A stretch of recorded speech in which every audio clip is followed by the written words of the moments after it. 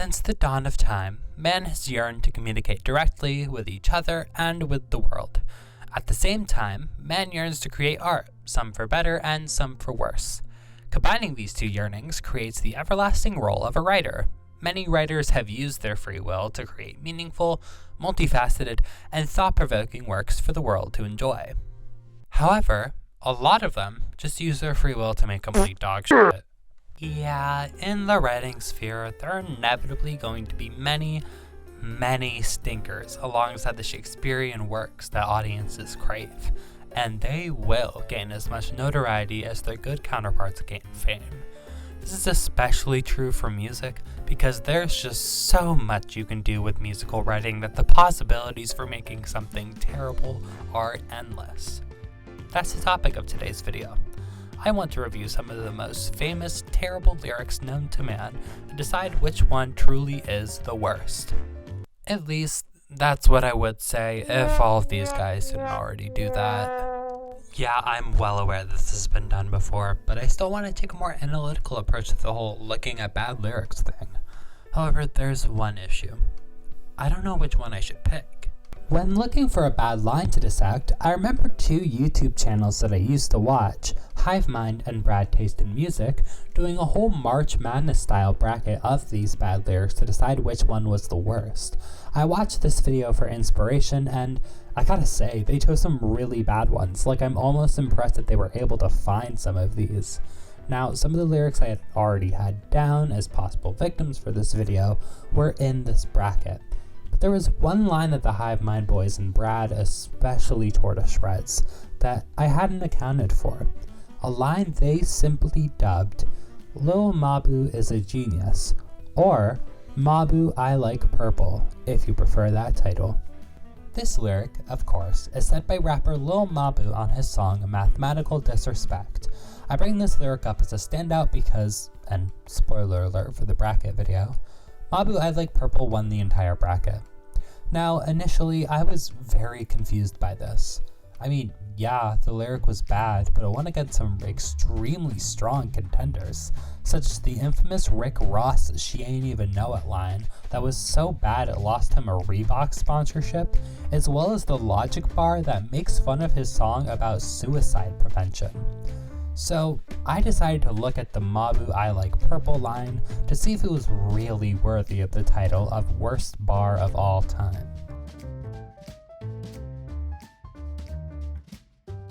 Lil Mabu is an American rapper from New York who's popped up as a star of the viral internet era of rap music.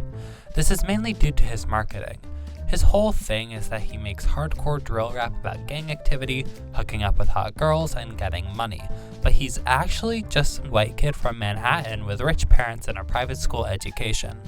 This stark contrast of personalities has earned him a lot of publicity in and outside of his actual music, making him a prevalent artist in modern pop culture. Speaking of his music, now that you know who Mabu is, let's look at the line that warranted his mention in the first place. The line reads as follows. Ahem. She like Mabu, I like purple, so I blew her back out and I left her on red. Get it? Because blue and red equals purple. So I blew her back out and I left her on red. Don't let that go over your head. Okay, I know what you're thinking. Maddie, this doesn't sound that bad. It's just an average rap line. And on a surface level, I completely see how it could be interpreted that way.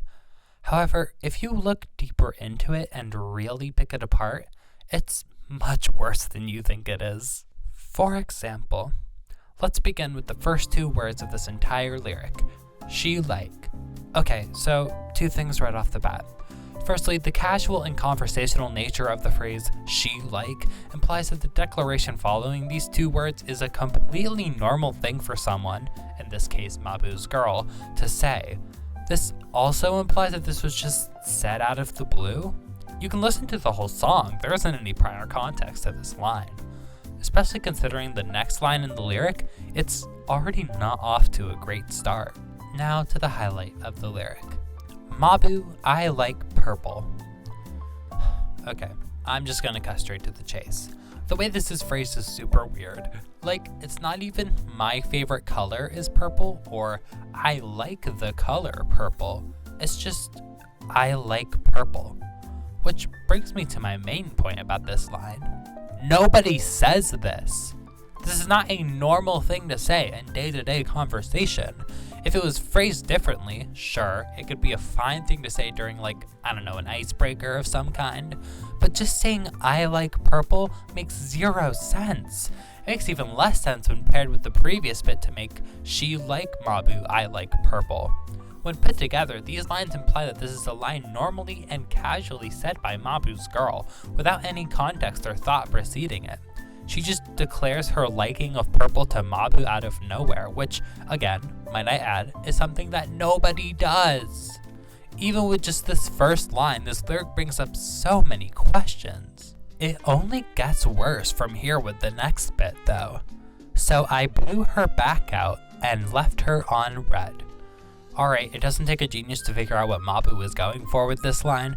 There's a very obvious bit of wordplay, with blue referring to both the color blue, B-L-U-E, and the adjective blue, B-L-E-W, being used in a sexual context, of course. Red, similarly, both refers to the color red, R-E-D, and the adjective red, R-E-A-D, assumingly referring to a text message. The colors blue and red combine to make purple, tying this back to the Mabu I like purple declaration. Additionally, blew her back out, the past tense of a term referring to sex, and leaving them on red, a phrase referring to not responding to a text message, combining to form a line about only using someone for sex and nothing else, not having any sort of emotional attachment to them. This is a pretty run-of-the-mill misogynistic rap bar. He's just flexing his sex life and the fact that the girls he sleeps with are so desperate for and attached to him, but he doesn't need them for anything other than sex, because he's a cool, strong, independent player. But that's not the problem here. This would be just an average display of wordplay if it weren't for the lines that came before it. When pairing this bit with the previous lines to make she like Mabu, I like purple, so I blew her back out and left her on red, this makes for a really strange bit of cause and effect. So basically, what Mabu is saying is that because his girl, assumingly out of nowhere, said she likes purple, Mabu then took it upon himself to blow her back out and then ignore any messages she leaves for him afterwards. Especially with the inclusion of so I, further implying a cause and effect relationship, I have to ask, what kind of freaking sicko hears someone say their favorite color is purple, and then as a result, rails her crazy style and then dips? Who does that?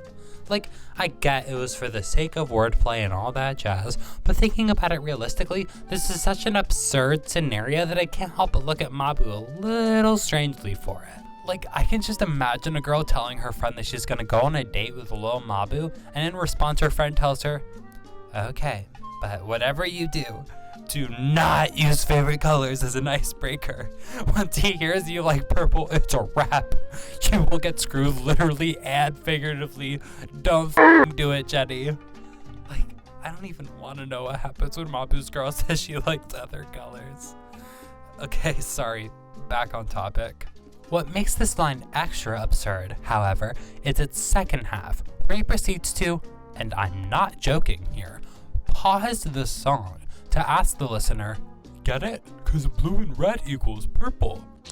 Oh, brother, this guy stinks! Like, come on. Yes, dude, we get it. You don't need to pause the entire song to ask us that. Is he that proud of this lyric? Oh, but I haven't even gotten to the real kicker of this line. Oh ho ho, no I have not.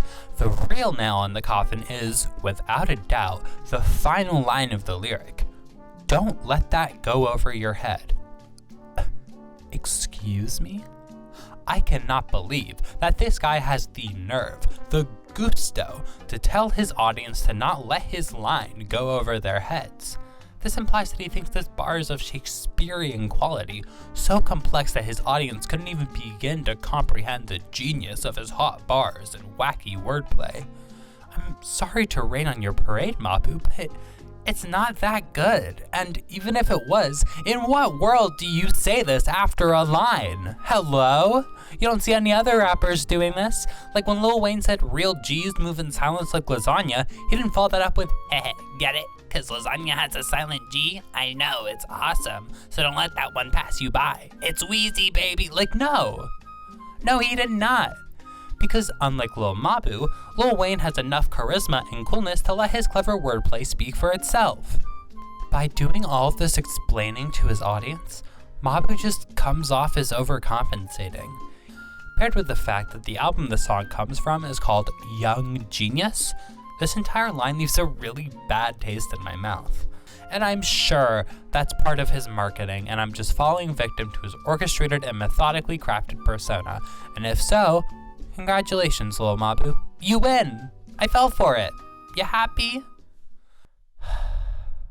Look, if any Lil Mabu fans, or God forbid Mabu himself, are watching this video, which I can't imagine considering I have a whopping 0 subscribers and this is my first video on this channel, let me just say this. I do not hate you. I do not mean to shame you out of creating or appreciating the work that Lil Mabu puts out there. I just want to hammer home how much I personally do not like this lyric. If you like this line, song, and or artist, that is perfectly okay. I'm not your mom. You're free to listen to and make whatever you like, as long as it makes you happy. I'm not here to tell you to stop doing that. What I am here to do is entertain, and that is all. With that being said, however, I think Hive Mind and Brad Taste hit the nail on the head with this one. This is indeed one of the worst song lines I have ever heard. Thank you for watching.